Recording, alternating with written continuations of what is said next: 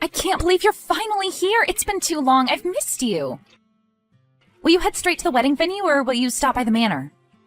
Of course. I wouldn't miss my precious sister's wedding for the world. I'll get my clothes and drive straight to the venue. Is that all right? Am I allowed to take my car, or should I show up in a horse-drawn carriage? I couldn't ask every guest to find alternatives to driving. We've made exceptions for cars and mobile phones. Didn't you read the invitation? It was all discussed there. I skimmed through it. I couldn't finish reading without risking straining my eyes. Was it necessary to write it in cursive? Well, I'm not too sure. The wedding planner said it was, so we went with it. Was it that bad? No, it only gave me a mild headache and vertigo after reading it twice. It was almost harmless during the first read-through. Give me a second. I should have the final designs of the invitations in an envelope somewhere. I'll take a look at them. Sure. Oh, God, why did no one else mention this? We sent out over 100 of these. I swear it looked different as a sample. It also had much less text on it. Well, first of all, I'm worried you're surrounded by a lot more yes men and women than you'd like to admit. And secondly, does the font really even matter at this point? The invitations have served their purpose. Didn't you say you'd already received confirmation emails? Yes, but what if they've also ignored the theme and the special requirements? They've all received their garments, but I doubt that'll be enough to clear up the confusion regarding the theme. I assure you, it's not as confusing as you make it out to be. Is that so? What is the theme then? Tell me. It's clearly a medieval fairy tale themed wedding. Putting an exclamation mark at the end of your message isn't automatically going to make your statements correct. It's still better than a question mark, isn't it? Well, I suppose. So what is it? It's Romeo and Juliet. I thought it'd be fairly obvious. Perhaps too obvious. I mean, isn't that a little too on the nose? I, for one, can imagine making my name the theme of my wedding. That's because you were named after Dad's car. You'd think I'd have gotten used to it by now, but it still stings every time I'm reminded of that. Sorry, I wasn't trying to reopen old wounds. Lincoln's just as wonderful of a name as Juliet. And even if it wasn't, what's in a name? Are you brushing up on your Shakespeare quotes for the wedding? Oh, come on, give me a break. I didn't even say the whole thing this time. Now that I think about it, it's a little strange. Why'd you model your wedding after a tragedy? Isn't that asking for bad luck? When did you become so superstitious? The theme's an homage to our first meeting. Have I never told you the story? I met Christopher when we were cast as Romeo and Juliet in our high school play. Did anyone else bother auditioning for the role, or was it assigned to you without contention? Very funny. At least I got to act in actual plays. I guess that's one of the perks of attending a co-ed school. Our boarding school's theater program strictly forbade putting on plays with female characters in them. If it makes you feel any better, you can always act out scenes at my wedding. Which scenes? Those that don't involve death. Out with tragedies. We're revising Romeo and Juliet as a romantic comedy. Well, it's more of a romance than a comedy. We'll change some things around and get our happily ever after at the end. It all sounds a bit chaotic, but it's your day. Do as you please. It won't be chaotic. I have everything planned out. We had a stage constructed and everything. We're going to have the costumes and the decorations, obviously, but we're also going to structure the whole wedding as a play. We'll have a prologue and an epilogue, and in between we'll have the readings and people acting out scenes. Oh, and we'll have a musical prelude. It's going to be a magical day. You've really put a lot of effort into this, haven't you? Well, yes, it's a once-in-a-lifetime occasion. Is the groom just as excited? He is. He hasn't been involved in the whole planning process. He's only seen bits and pieces of things, so I'm betting he's going to be pleasantly surprised when he sees everything come together so beautifully. I'm sure he'll love it. I'm normally not a big fan of these grand events, but I'm looking forward to tomorrow. I'm happy to hear that. I have to go now. I need my beauty sleep. I can't show up at the ceremony with dark circles under my eyes. Right, of course. Good night. Good night. Christopher, dear, where are you? The bride texting on her smartphone doesn't really go with the theme. Are you all right? Are you stuck in traffic? The orchestra's waiting for my cue to start. We can delay the ceremony for an hour or two, but any longer than that, and we won't be able to keep up with the schedule. I'm sorry, Juliet. I can't do this. What? I thought you liked the orchestra. I'm not talking about the orchestra. I'm talking about this wedding. I can't go through with it. I'm sorry. You must be joking. Tell me you aren't being serious. I'm already in my wedding dress. The venue, the guests, everything's ready. The only thing that's missing is the groom. You can arrive late. It's okay. We can cut out an act or two. I won't be coming. Please don't wait for me. Where are you, Christopher? That's not important. All that matters is that we're over. How can you be so cruel? We made a vow. You promised we'd be together until the end of our days. Did those words mean nothing to you? Back then, I really did feel that way, but over time, my feelings changed. You know I've been making preparations for this day for years. How could you leave right now? Is this even you who's texting me? Perhaps you've been kidnapped, or perhaps somebody's threatening you. Tell me if you need help. Juliet, I need you to calm down. You're in denial. That's perfectly normal. Take a deep breath. Everything's fine. Everything's not fine. What kind of twisted individual do you have to be to do this to someone? If there were issues, why didn't you bring them up sooner? Where are you? I need to see you right now. I'm with Abigail. You're in the old servants' quarters?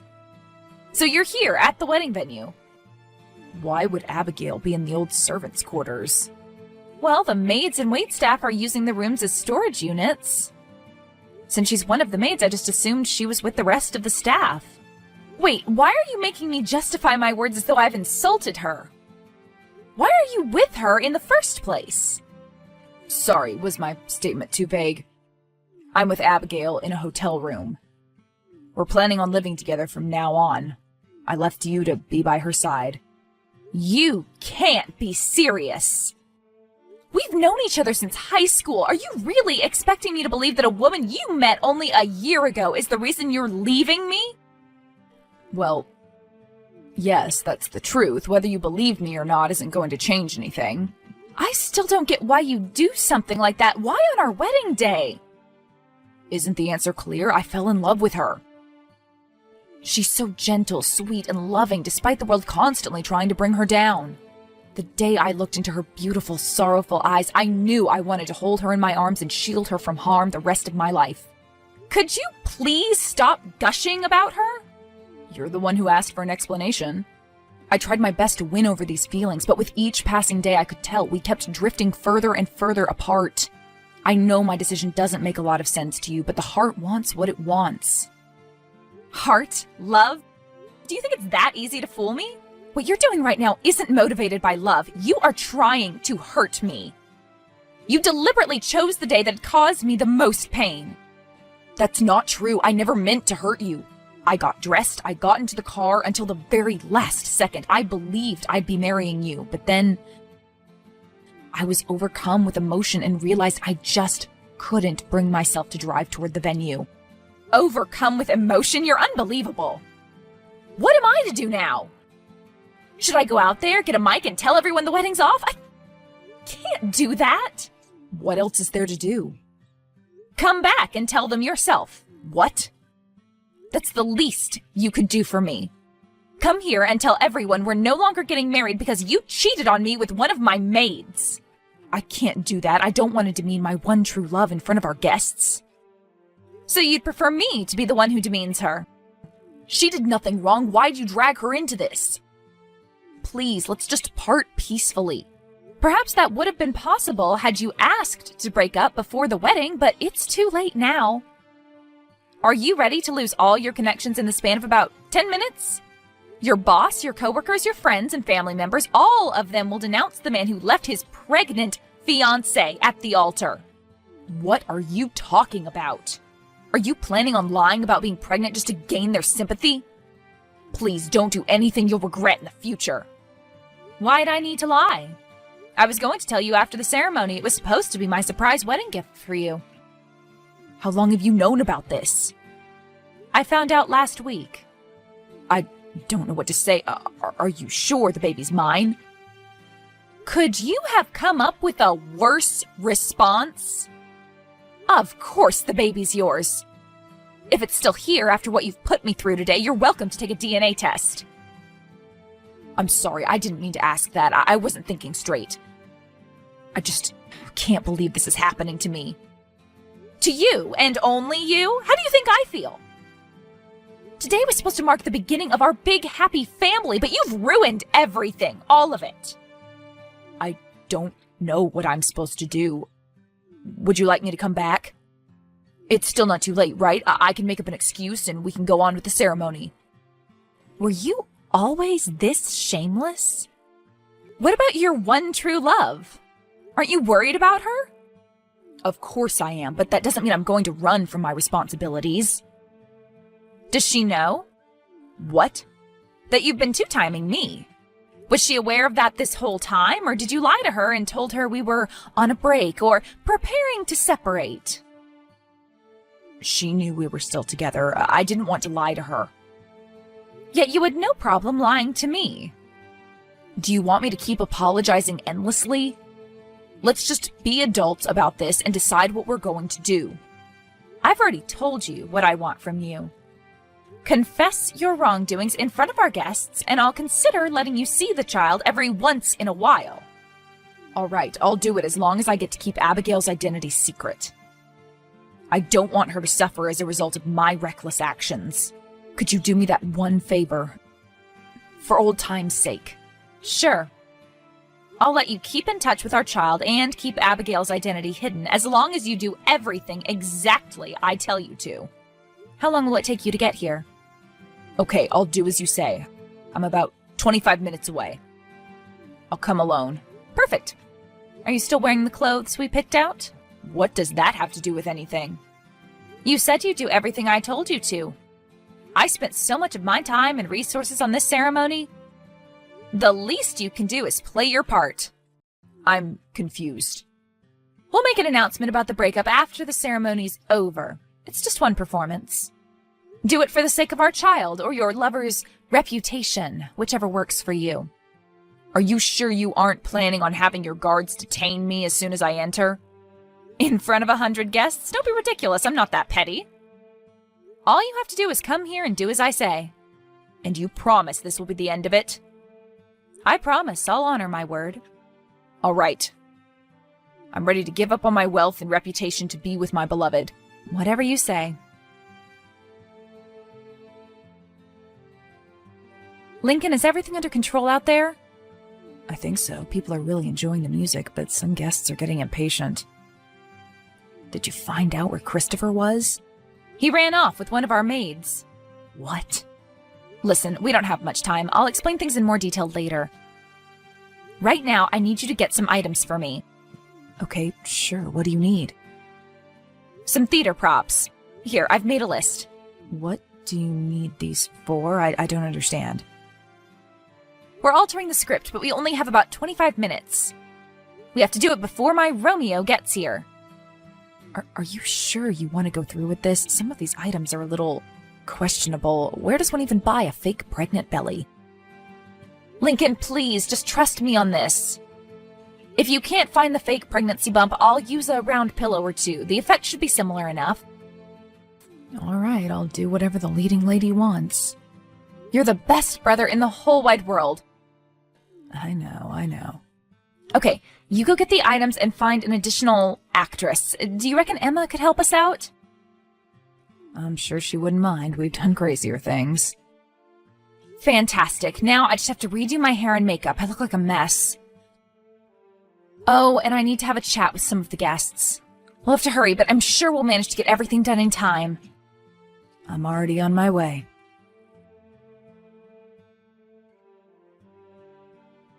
The ceremony started 2 hours late. The music, the costumes, the food, and the decor was all perfect.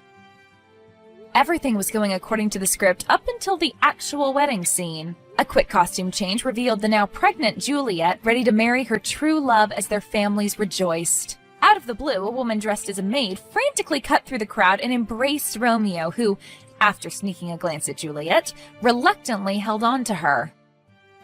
The music turned somber as the narrator explained that without the thrill of the forbidden romance, the couple's infatuation with one another had faded. Bored and still very much irresponsible, Romeo had sought comfort in the arms of another. The groom leaves with the maid by his side. Distressed, Juliet grabs a conveniently placed dagger and plunges it into her heart. But something's not quite right. Her brother runs onto the stage as the stupefied audience watches on and starts screaming for help, dialing 911 on his phone. Terrified, Romeo and the maid rush to her aid, and then applause. Some of the guests in the audience start clapping loudly as the rest join in hesitantly. Juliet gets up, takes the hands of her brother and the maid, and bows. Thank you, thank you. They thank the audience as the curtain falls. Perhaps I did go a bit overboard with the dramatics, but didn't he deserve it? He wanted to make a big show out of our breakup, and I gave him just that.